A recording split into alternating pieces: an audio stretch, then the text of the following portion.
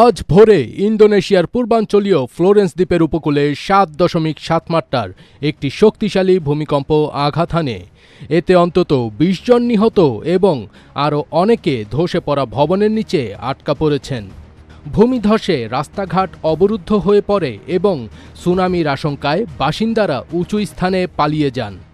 জরুরি উদ্ধারকারী দলগুলো ক্ষতিগ্রস্ত এলাকাগুলোতে পৌঁছানোর জন্য দ্রুত কাজ করছে। দুর্যোগের পূর্ণ ভয়াবহতা উন্মোচিত হওয়ার সাথে সাথে উদ্ধারকারী কর্মকর্তা ফাতুর রহমান এএফপিকে জানান, পর্যটকদের কাছে জনপ্রিয় এই দ্বীপের ৪টি ভিন্ন শহর থেকে অন্তত ২০ জনের মৃত্যুর খবর নিশ্চিত করা হয়েছে।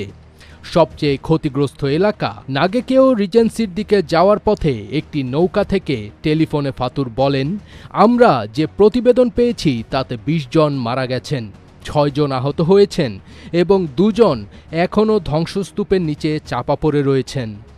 ৭.৭ মাত্রার এই ভূমিকম্পের পর পার্শ্ববর্তী মাঙ্গারাই রিজেন্সিতে ২ জন ধ্বংসস্তূপের নিচে জীবিত আটকা পড়েছেন বলে জানা গেছে। ধ্বংসস্তূপের নিচে চাপা পড়া ভুক্তভোগীদের খুঁজে বের করাই আমাদের প্রধান লক্ষ্য হবে বলে জানিয়েছেন ফাতুর। তিনি আরও জানান, ভূমিধসের কারণে বেশ কয়েকটি রাস্তা বিচ্ছিন্ন হয়ে পড়ায় উদ্ধার কাজ আরও জটিল হয়ে পড়েছে। ভূমিকম্পের কেন্দ্রস্থলের সবচেয়ে কাছের এলাকা নাগেকেওয়ের বাসিন্দারা শনিবার ভোরে সমুদ্রের জল সরে যেতে দেখে উঁচু ভূমির দিকে ছুটে যান। এএফপির সাংবাদিকরা এমনটাই প্রত্যক্ষ করেছেন, যা একটি আসন্ন সুনামির সম্ভাব্য লক্ষণ।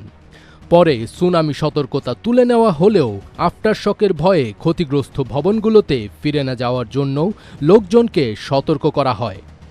ইতিমধ্যেই কয়েক ডজন আফটারশক অনুভূত হয়েছে, যার মধ্যে সবচেয়ে শক্তিশালীটির মাত্রা ছিল ৬.১। ইন্দোনেশিয়ার আবহাওয়া, জলবায়ু ও ভূপদার্থবিদ্যা সংস্থা বিএমকেজি প্রাথমিকভাবে ভূমিকম্পের পর সম্ভাব্য সুনামি তরঙ্গের বিষয়ে সতর্ক করে এবং জনগণকে উঁচু স্থানে চলে যাওয়ার আহ্বান জানায়। শহরগুলো থেকে পায়ে হেঁটে, মোটরসাইকেলে ও গাড়িতে করে মানুষের দীর্ঘ সারিকে সরে যেতে দেখা যায়। কেউ কেউ পিকআপ ট্রাকের পেছনেও গাদাগাদি করে উঠছিল। Oh Tuhan, oh Tuhan, oh Tuhan, oh Tuhan.